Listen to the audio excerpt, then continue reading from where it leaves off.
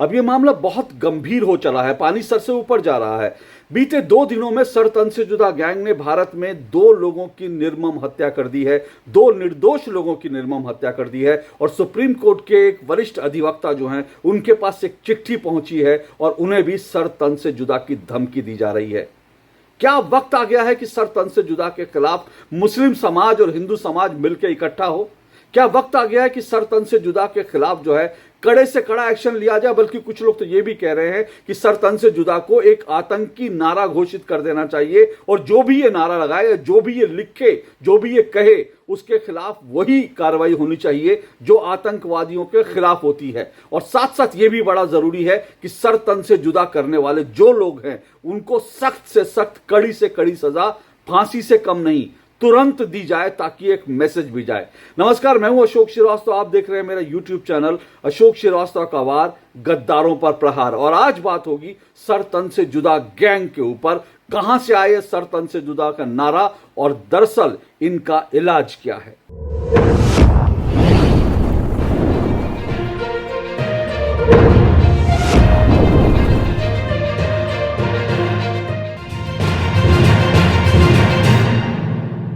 रायसेन मध्य प्रदेश के युवक निशंक राठौड़ की रहस्यमय मौत की गुत्थी अभी सुलझी नहीं है। पुलिस इस मामले की हर एंगल से जांच कर रही है, लेकिन सबसे बड़ा डर, सबसे बड़ी आशंका ये है कि कहीं निशंक राठौड़ की जो रहस्यमय मौत हुई है वो कहीं हत्या तो नहीं, कहीं इसके पीछे दरअसल सर तन से जुदा गैंग का हाथ तो नहीं। क्योंकि निशंक राठौड़ की मौत से ठीक पहले उनके पिता को, उनके दोस्तों को एक ही संदेश गया था इंस्टाग्राम और तमाम जगह पर, और वो संदेश था गुस्ताख नबी की एक ही सजा, सर तन से जुदा। इसलिए इस मामले को अभी देखना बाकी है कि इस मामले में क्या कुछ निकलता है। लेकिन उधर कर्नाटक में एक युवा भाजपा नेता की जो हत्या हुई है उसके पीछे साफ तौर पर सर तन से जुदा गैंग का ही हाथ देखा जा रहा है। प्रवीण नेत्रु नाम के इस युवा भाजपा के नेता की कुल्हाड़ी से हत्या कर दी गई, कुल्हाड़ी मारकर बड़ी बेरहमी से, बेदर्दी से हत्या कर दी गई। इन प्रवीण नेत्रु का जो कसूर है वो सिर्फ इतना है कि दरअसल इन्होंने उदयपुर में जो कन्हैया लाल की जो हत्या की गई थी, सर तन से जुदा गैंग ने ही हत्या की थी, उसके खिलाफ इन्होंने आवाज उठाई थी और उसको लेकर उन्होंने एक पोस्ट लिखी थी। और जो प्रवीण नेत्रु की हत्या करने वाले थे उनके बारे में यह भी कहा जा रहा है कि संभवतः वो केरल से आए थे, क्योंकि जो एक नंबर प्लेट है जो मारने के लिए आए थे, हत्यारे थे, उनकी नंबर प्लेट जो है, जिस बाइक पर आए थे उसकी नंबर प्लेट दरअसल केरल की बताई जा रही है। और इनका लिंक कहीं ना कहीं पीएफआई एसडीपीआई से जोड़ा जा रहा है। ये पीएफआई एसडीपीआई वही सर तन से जुदा गैंग का ही हिस्सा है। तो कुल मिलाकर ये कह सकते हैं कि बीते 2 दिनों में 2 निर्दोष लोगों की हत्याएं सर तन से जुदा गैंग ने कर दी हैं। और इतना ही नहीं, सुप्रीम कोर्ट के एक बहुत वरिष्ठ अधिवक्ता विनीत जिंदल को भी एक चिट्ठी गई है, धमकी भरी चिट्ठी। और उस चिट्ठी में लिखा है कि विनीत जिंदल जी, तुम्हारा भी वक्त आ गया है। और विनीत जिंदल का भी सर तन से जुदा करने की धमकी दी जा रही है। ये विनीत जिंदल वही हैं जिन्होंने अजमेर के जो गलाकाट खादिम हैं उनके खिलाफ शिकायत की थी, केस दर्ज किया था। और इसीलिए विनीत जिंदल को ऐसी चिट्ठी मिली, ऐसी धमकी मिली है। कुल मिलाकर देखें तो अब तक अगर कहें पिछले कुछ दिनों में भारत में ये सर तन से जुदा गैंग ने कम से कम 6 से ज्यादा हत्याएं कर दी हैं, 6 से ज्यादा, क्योंकि कई मामलों में अभी जांच चल रही है। लेकिन साफ तौर पर यह कहा जा सकता है कि 6 से ज्यादा हत्याएं कर चुका है ये गला काट गैंग जो है, सर तन से जुदा गैंग जो है। इसमें आप जानते हैं कमलेश तिवारी की हत्या की गई थी उत्तर प्रदेश में। यही आरोप उन पर लगाया गया था कि इन्होंने नबी की शान में गुस्ताखी की है, इसलिए इनकी हत्या करनी चाहिए।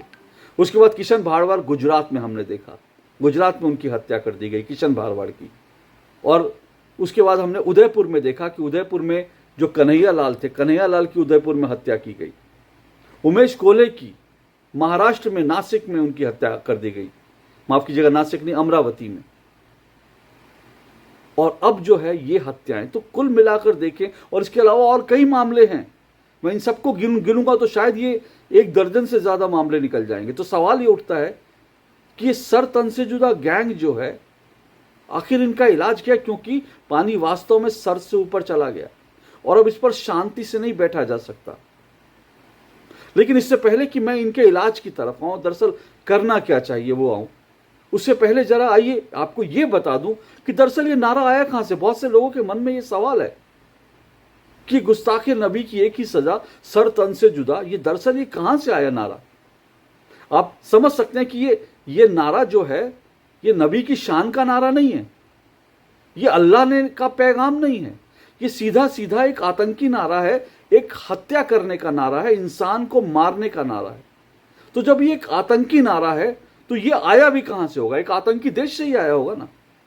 तो ये जो नारा है दरअसल गुस्ताखे नबी की एक ही सजा, सर तन से जुदा, ये दरअसल पाकिस्तान से ही आया है, एक उस धरती से ही आया जो आतंक की जननी है, जो दुनिया भर में आतंक को एक्सपोर्ट करती है, वहीं से ये नारा एक्सपोर्ट हुआ है, गुस्ताखे नबी की एक ही सजा, सर तन से जुदा। साल 2011 में पाकिस्तान में पंजाब के गवर्नर सलमान तासीर की हत्या कर दी गई।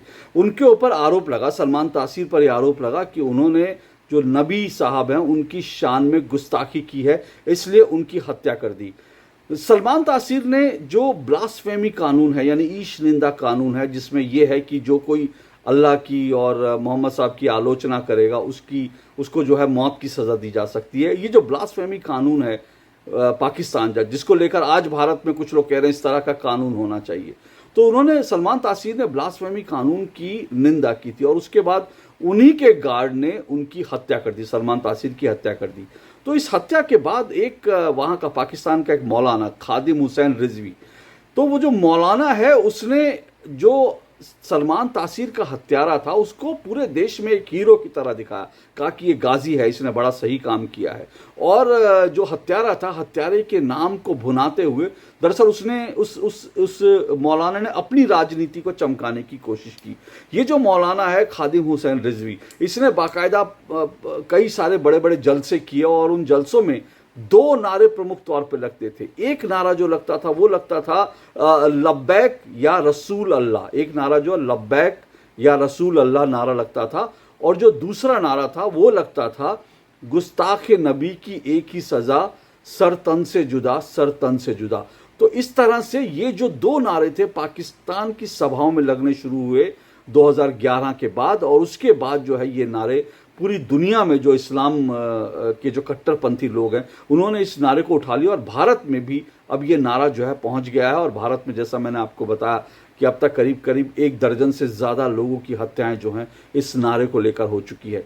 बड़ी बात, दिलचस्प बात यह है कि अगर ये जो मौलाना है, पाकिस्तान का मौलाना, ये मैं कट्टरपंथियों के लिहाज से बात कर रहा हूँ कि जो कट्टरपंथी है उनको अगर लगता है कि खादिम हुसैन रिजवी ने ये जो नारा दिया था गुस्ताखे नबी की एक ही सजा, सर तन से जुदा, सर तन से जुदा, अगर वास्तव में वो नबी की शान में कुछ कह रहा होता तो ये खादिम रिजवी है उसका वो हश्र नहीं हुआ होता जो उसका हुआ। इस खादिम रिजवी ने बाकायदा एक पॉलिटिकल पार्टी बनाई थी और पाकिस्तान में इसने प्लान किया था कि ये पाकिस्तान को पूरा बदल कर रख देगा, इसको एक ऐसा इस्लामी मुल्क बनाएगा जो बहुत ही एक आदर्श इस्लामी मुल्क होगा। इस तरह से इसने सपने दिखाए थे और एक पॉलिटिकल पार्टी बनाई। तो इस तरह से इसने इस मौलाना ने अपनी राजनीति चमकाने की कोशिश की थी। लेकिन मैं फिर कह रहा हूं कि अगर कट्टरपंथियों के लिहाज से सोचें तो सवाल यह कि अगर खादिम हुसैन रिजवी अगर अल्लाह के नाम पर जो कर रहा था वो इतना सही कर रहा था तो 2012-20 में अचानक से उसकी मौत जो है एक रहस्यमय बीमारी से कैसे हो जाती है। उसकी मौत एक रहस्यमय बीमारी से हो गई,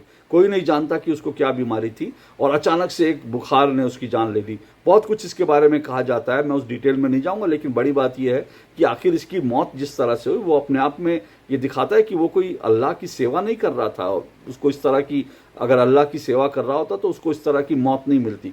बहरहाल, तो ये जो नारा जो है ये पाकिस्तान से आया और उसके बाद जो है ये नारा हिंदुस्तान में आ चुका है। सवाल ये है कि अब ये जो नारे के साथ ये जो सोच रखने वाले लोग, क्योंकि ये सिर्फ नारा नहीं है, अगर सिर्फ नारा होता तो टाला जा सकता था, लेकिन ये सिर्फ नारा नहीं है बल्कि एक सोच बन गया है, क्योंकि इस नारे के नाम पर लोगों को मारा जा रहा है। तो सवाल ये है कि इसका क्या इलाज हो, क्या किया जाए। पहली बात तो ये मुझे लगता है कि कट्टरपंथी मुस्लिम जो हैं, जो इस नारे को मानने वाले हैं, बहुत बड़ी तादाद में हैं, क्योंकि आपने देखा जब जलसों में, बड़े बड़े जलसों में नारे लग रहे हैं, युवा इस नारे को लगा रहे हैं, तो इसका मतलब ऐसी कट्टरपंथी सोच रखने वाले हैं। तो पहली बड़ी बात तो ये, जो मुस्लिम समाज में अगर जो भी उदारवादी लोग हैं, जो भी इसको मानते हैं गैर इस्लामी, क्योंकि कई मौलाना ने कहा कि ये गैर इस्लामी है, तो सवाल ये कि उनको सड़कों पर उतरकर इसका विरोध करना पड़ेगा। मुस्लिम मौलानाओं को चाहिए कि सर तन से जुदा जो नारा है इसको वो कहें ये गैर इस्लामी है, इसके खिलाफ एक फतवा जारी होना चाहिए। तमाम मुस्लिम मौलाना जो इस तरह की हत्याओं की निंदा करते हैं, उनको चाहिए कि वो इसके खिलाफ एक फतवा जारी करे कि ये पूरी तरह से गैर इस्लामी है। और हिंदू और मुसलमानों को इसके खिलाफ सड़क पर उतरना पड़ेगा, प्रदर्शन करने पड़ेंगे, क्योंकि अगर आप इसके खिलाफ सड़कों पर नहीं उतरेंगे, एक मैसेज नहीं देंगे कि ये इस्लाम नहीं है, किसी की हत्या करना इस्लाम नहीं है, जब तक ये मैसेज नहीं देंगे तब तक बात नहीं बनेगी। तो एक काम तो ये करना चाहिए। दूसरी बात जो है, बहुत से लोग ये कह रहे हैं और जो मुझे लगता है सही भी है कि सर तन से जुदा की जो भी बात करे उसके ऊपर जो है वही धाराएं लगनी चाहिए, उसको उसी तरह से ट्रीट करना चाहिए जैसे हम एक आतंकवादी को करते हैं, क्योंकि आतंकवादियों का काम क्या है, वो निर्दोष लोगों की हत्याएं करते हैं। यहां भी सर तन से जुदा का नारा लगाकर निर्दोष लोगों की हत्याएं की जा रही हैं। तो जो भी इस तरह का नारा लगाता है उसके खिलाफ जो है वही कुछ करना चाहिए जो आतंकवादियों के खिलाफ किया जाता है। तो इस तरह से इस नारे को इस तरह से प्रतिबंधित करके ये करना चाहिए कि आतंकवादियों की जो कहे इसका मतलब मानिए कि वो आतंकवादी है। और उससे जो है एक हाथ आगे जाकर उसके बाद जो एक और इम्पॉर्टेंट बात है वो मैं कहूँ, वो ये है कि जो लोग इस नारे को लगाकर हत्याएं कर रहे हैं, क्योंकि जो उदयपुर में हमने देखा जो टेलर मास्टर कन्हैयालाल की जिन हत्यारों ने, जिन आतंकवादियों ने हत्या की, वो बड़े शान से कह रहे थे, इस नारे को लगा रहे थे सर तन से जुदा, सर तन से जुदा।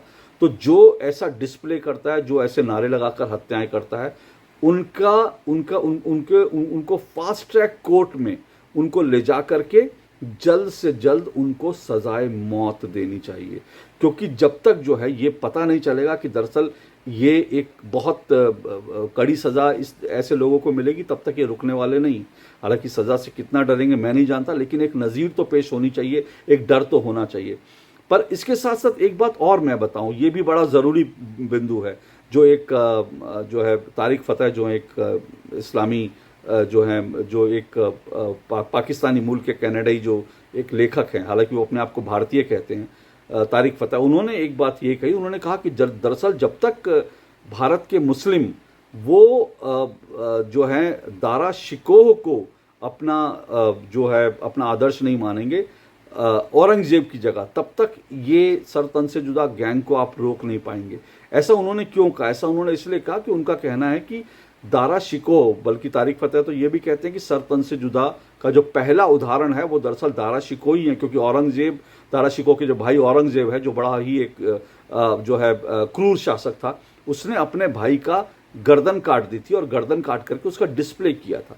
तो वो कहते हैं कि भारत के मुस्लिम जो हैं वो उनकी आस्था औरंगजेब में है और दारा शिकोह को वो नहीं मानते। दारा शिकोह एक बड़ा ही उदारवादी व्यक्ति था और दारा शिकोह एक ऐसा व्यक्ति था जो बाकायदा जो है हर धर्म का सम्मान करता था, और इसीलिए औरंगजेब ने दारा शिकोह की हत्या कर दी थी, ये कहकर कि ये गैर इस्लामी है और ये अल्लाह की मर्जी के खिलाफ जाने वाला, और ये इस तरह से उसको घोषित करके औरंगजेब ने अपने भाई दारा शिकोह की गर्दन काट दी थी। तो दरअसल तारिक फतेह तो कहते हैं गर्दन काटने का और ये सर तन से जुदा का ये दारा शिकोह और औरंगजेब के ज़माने से चला आ रहा है। पर बड़ी बात यह है कि भारत के मुसलमान अगर औरंगजेब को अपना आदर्श मानेंगे तो फिर ये मामला सुलझना बड़ा मुश्किल है। लेकिन अगर दारा शिकोह, जो दरअसल सब धर्मों को मानता था, ऐसे मुस्लिम को अपना आदर्श माने तो शायद जो है बहुत कुछ सुधर सकता है। लेकिन मैं शायद कह रहा हूँ, तो इसलिए सवाल यह है कि इस पूरी लड़ाई को बहुत सारे जो हैं मोर्चों पर लड़ना पड़ेगा,